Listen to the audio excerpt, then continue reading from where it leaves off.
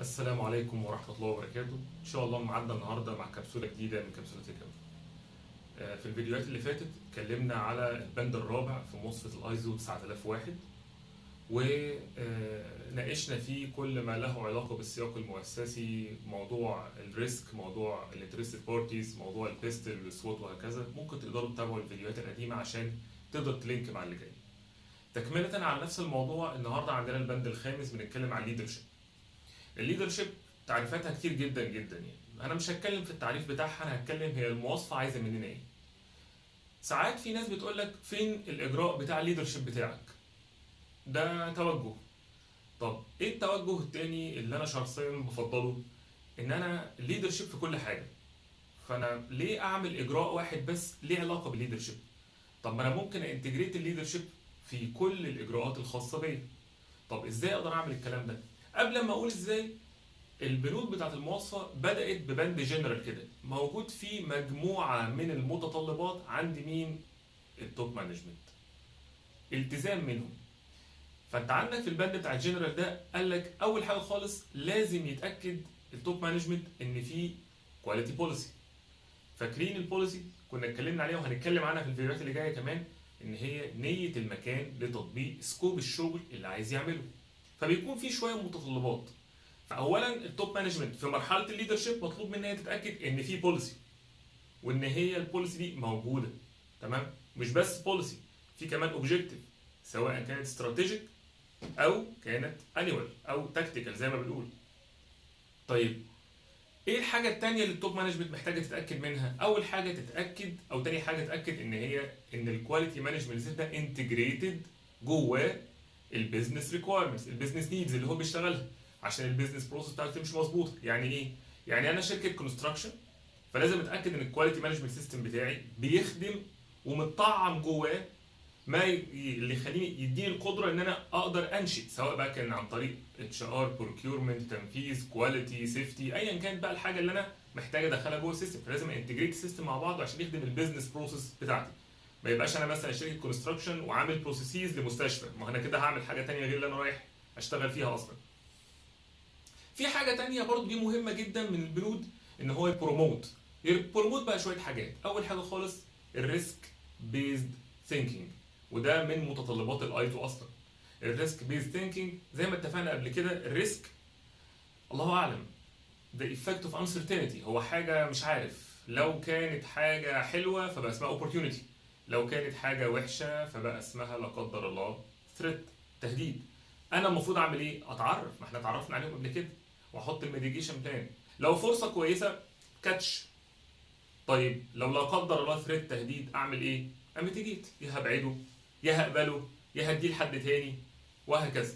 الميتيجيشن بلان. فلازم يبروموت الفكر ده اصلا جوه الشركه وجوه المنظومه، ان مش ان شاء الله مش هيحصل حاجه، لا ان شاء الله طبعا مش هيحصل حاجه، بس في نفس الوقت لازم اتعرف على الريسك، ولازم اعمل حسابي لا قدر الله لو حصل، على حسب بقى نسبه السيفيريتي والامباكت بتاعه، تمام، البروبابيلتي كمان، هقدر اعمل معاه ايه. ما ينفعش اسيبه كده واقول لا ان شاء الله مش هيجي ان شاء الله. لازم الريسك بيت ثينكينج يكون حاضر داخل الكواليتي مانجمنت سيستم بتاعك. تاني حاجه في البند ده البروسيس ابروتش. يعني ايه البروسيس ابروتش؟ انا عايز يكون عندي توجه ان انا استخدم طريقه البروسيس اللي انا بشتغل بيها. يعني ايه؟ تخيل معايا كده زي ما قلت لك قبل كده، انا شغال في منظومه وعارف كل كبيره وصغيره فيها. مشيت خلاص المنظومه وقعت. ليه؟ لان مفيش بروسيس واحده بتخلي المنتج ريبروديوسبل، قابل للانتاج، سواء بقى قابل للانتاج من بابه او قابل للانتاج بنفس الجوده اللي كان هيشتغل بيها، بنفس العوامل، بنفس الريسورسز، بنفس الماتيريال، بنفس المان باور وهكذا. فلازم تتاكد ان البروسيس ابروتش جوه، اللي هو اديك الاجراء، ممكن تقعد تقراه تطبق العمليه، ترس جوه مكنه. في حاجه تانية مهمه، الريسورسز. ما هو انا بعمل الكلام ده كله لازم ينشور ان الريسورسز دي متاحه اصلا.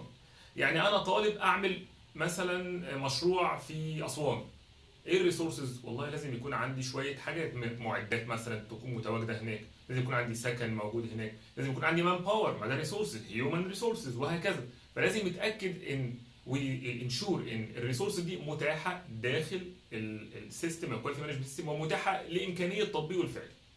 برضو في نقطه مهمه جدا، كل الكلام اللي احنا عملناه ده لازم يكون عنده توجه واضح كده ان كل الحاجات دي تكون published. تكون communicated للناس، تكون distributed متوزعه. مواصفه الايزو بتقول لك ease fast access whenever and wherever needed. يعني ايه؟ يعني سهوله الوصول والقدره للوصول للمعلومه متى وان طلبت.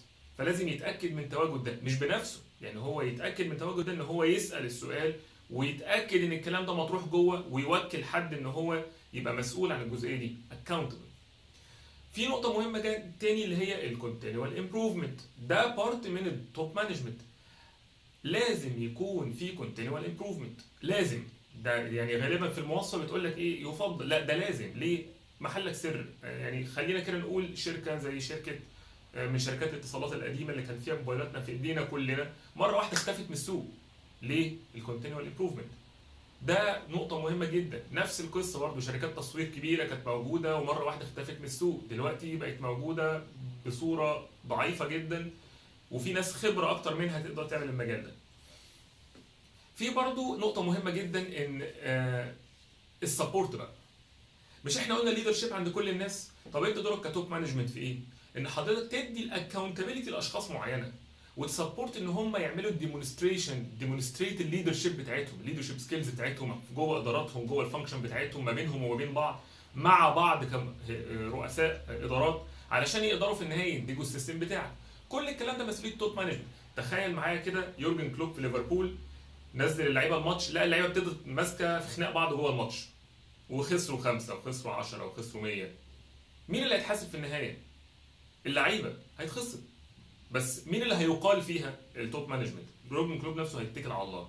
كل خساره انت بتخسرها في ماتش معين بتبتدي تديك كريدت، انت مطالب تبرر للصحافه انت ليه ما غيرتش، ما عدلتش الخطه، ما طلعتش فلان، ما عملتش اي اكس من الحاجات اللي موجوده عشان تقدر تحرك الدنيا بتاعتك. لكن اللعيبه اللي جوه دي ريسبونسبل معاك.